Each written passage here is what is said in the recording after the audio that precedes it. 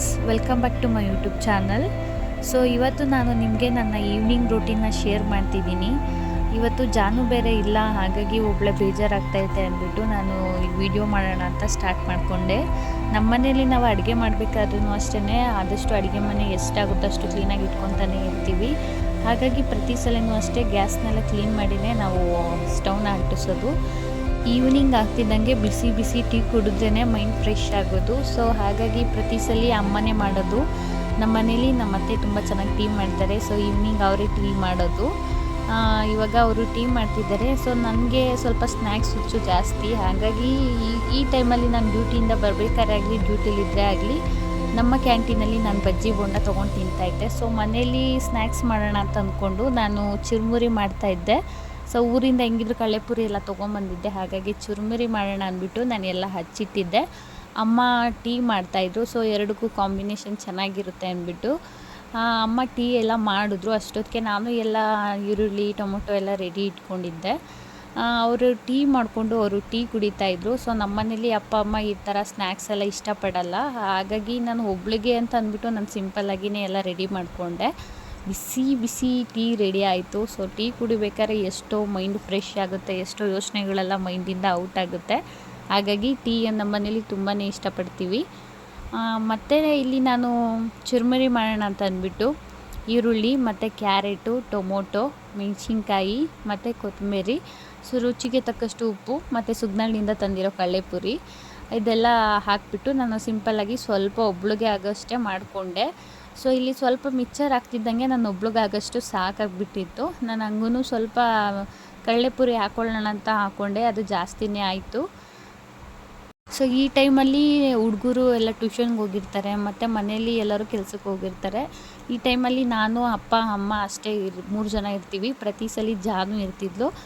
ಅವಳಿದ್ದಾಗ ಸ್ವಲ್ಪ ಟೈಮು ಬೇಗನೆ ಹೋಗೋದು. ಅವಳ ಜೊತೆ ಮಾತಾಡಿಕೊಂಡು, ಕಿತ್ತಾಡಿಕೊಂಡು, ಫೋನ್ ಕಿತ್ತಾಡಿಕೊಂಡು, ನಾನು ಜಾನು ತುಂಬಾ ಕಿತ್ತಾಡ್ತಿರ್ತೀವಿ.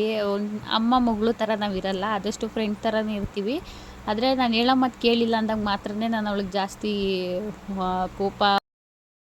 ಸೊ ಅವಳು ಆವಾಗ ಅವ್ರ ಅಪ್ಪ ಬಂದಾಗ ಎಲ್ಲ ಕಂಪ್ಲೇಂಟ್ ಮಾಡ್ತಿರ್ತಾಳೆ. ಅಮ್ಮ ಹಿಂಗಂತು, ಅಮ್ಮ ಇಲ್ಲಿ ಹೊಡಿತು ಅಂತೆಲ್ಲ ತೋರಿಸ್ತಾ ಇರ್ತಾಳೆ. ಅವಳ ಭಾಷೆಯಲ್ಲಿ ಹೇಳೋದೇ ಒಂಥರ ತುಂಬ ಚೆಂದ.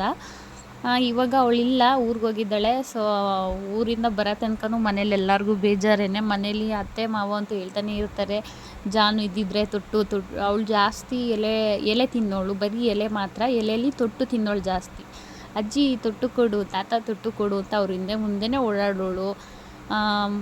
ಮನೇಲಿ ಇದ್ದರೆ ಅವಳು ಸ್ವಲ್ಪ ಮಾತಾಡ್ಕೊಂಡು ಅವಳ ಭಾಷೆಯಲ್ಲಿ ಆಟ ಆಡ್ಕೊಂಡಿರ್ತಾಳೆ. ಸೊ ಹಾಗಾಗಿ ಬೇಜಾರಾಗಲ್ಲ.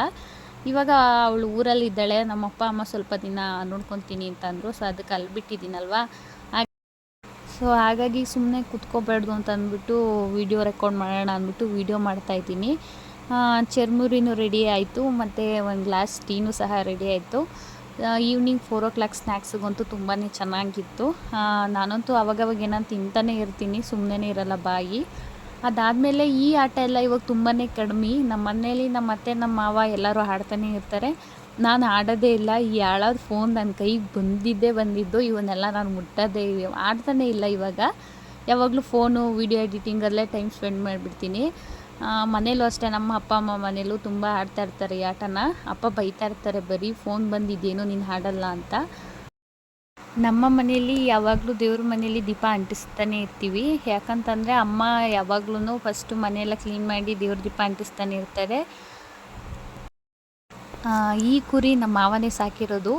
ಈ ಸಲ ಯುಗಾದಿಗೆ ಇದನ್ನು ಕಡಿಬೇಕು, ಮಾರಬೇಕು ಅಂತ ಅಂತಿದ್ರು. ಸೊ ಇವಾಗ ಇದು ತುಂಬಾ ಮನೆಗೆ ಅಡ್ಜಸ್ಟ್ ಆಗಿಬಿಟ್ಟಿತ್ತೆ. ಅಡ್ಜಸ್ಟ್ ಆಗಿದ್ದೆ ಅನ್ನೋದಕ್ಕಿಂತ ಇದು ಜಾಸ್ತಿ ಗುದ್ದಿಯುತ್ತೆ, ಮಕ್ಕಳನ್ನೂ ನೋಡಲ್ಲ. ನಾವು ಹೋಗ್ತಾಯಿದ್ರು ಅಷ್ಟೇ, ನಮ್ಮ ಮೇಲೆ ಹಂಗೆ ಬಂದುಬಿಡುತ್ತೆ.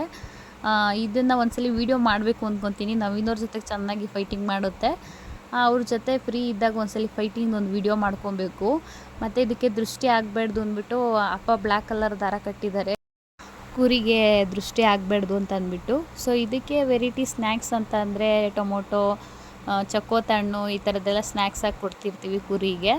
ಅದಾದಮೇಲೆ ನಮ್ಮ ಮನೆಯಲ್ಲಿ ನಾನಂತೂ ಅಂದರೆ ಏನಾದರೂ ತಿಂತಾನೆ ಇರ್ತೀನಿ. ಸೊ ಎಷ್ಟು ತಿಂದರೂ ದಪ್ಪ ಆಗಲ್ಲ ಅದಂತೂ. ಮತ್ತು ನಮ್ಮ ಮನೇಲಿ ರಾಗಿ ಜ್ಯೂಸ್ ಥರ ಮಾಡ್ಕೊತಿರ್ತೀವಿ. ರಾಗಿನ ಚೆನ್ನಾಗಿ ಒಂದು 5ರಿಂದ 10 ಸಲ ಚೆನ್ನಾಗಿ ತೊಳೆದು ಬಿಸಿಲಲ್ಲಿ ಹಾರಾಕಿ ಮತ್ತೆ ಅದನ್ನು ಪೌಡ್ರು ಮಾಡಿಸ್ಕೊಂಡು ಸೊ ಅದು ಒಂಥರ ಹುರಿಟ್ಟು ತಂಬಿಟ್ಟು ಅಂತ ಬರ್ತಿತ್ತಲ್ಲ, ಸೊ ಆ ರೀತಿ ಟೇಸ್ಟ್ ಇರುತ್ತೆ, ಯಾವುದೇ ರೀತಿ ಸಕ್ಕರೆ ಹಾಕಿರಲ್ಲ, ಅಷ್ಟು ಚೆನ್ನಾಗಿ ಸ್ವೀಟ್ ಬರುತ್ತೆ, ಬರೀ ಹಸಿಟ್ಟು ಮಾತ್ರ.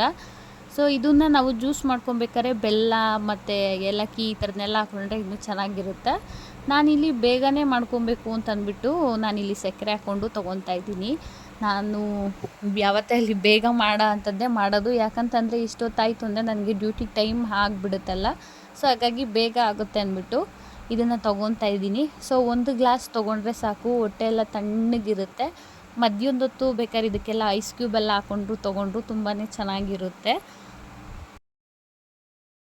ಮನೇಲಿದ್ದರೆ ನಾನು ಯಾವಾಗಲೂ ಈ ಥರ ಸ್ನ್ಯಾಕ್ಸು ಅಥವಾ ಏನೋ ಒಂದು ಮಾಡ್ಕೊಂಡು ತಿಂತಾನೇ ಇರ್ತೀನಿ.